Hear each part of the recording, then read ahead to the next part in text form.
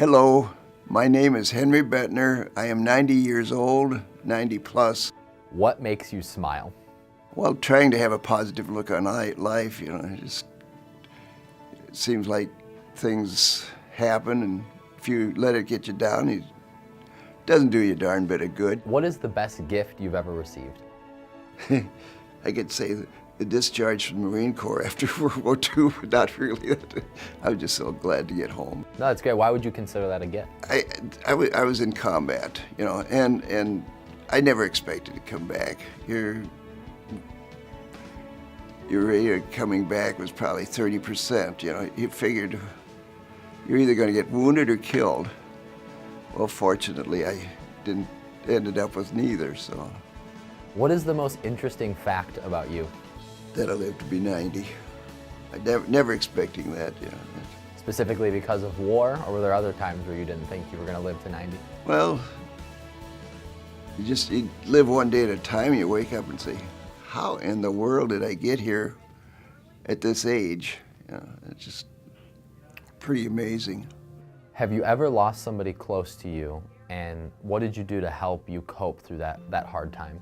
Well, I lost my wife, but she had been sick so many years that I'm kind of ashamed to say this, but it was almost a relief when she died, because she'd suffered and suffered and suffered, and And she was released from that suffering? Yeah.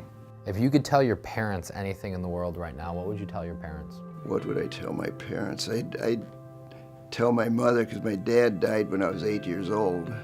So I'd just tell her that I'm sorry I didn't appreciate her more. I knew she worked hard just raising us, so yeah. Sometimes hard to see that, though, in the moment, maybe? Yeah, in the moment it was, yes. It's part of aging, I guess. Can you tell us about a specific moment in your life where you felt loved? Well, every day.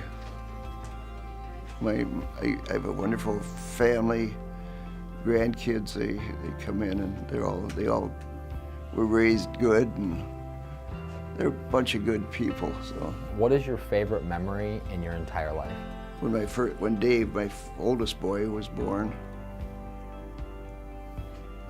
we had no cars. It was back in the time when cars were hard to come by, and there was a shortage of everything. And so I remember walking back from the hospital, and I lived up on Oka Street at that time.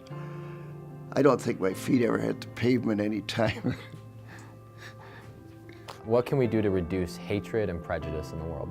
I'd say mostly love one another. Just be a decent person and try and hope the next person's that way. So, if you could share some words of wisdom with every young person on the planet all at the same time, what would you say to them? Listen to your elders. I don't know. Listen to your parents.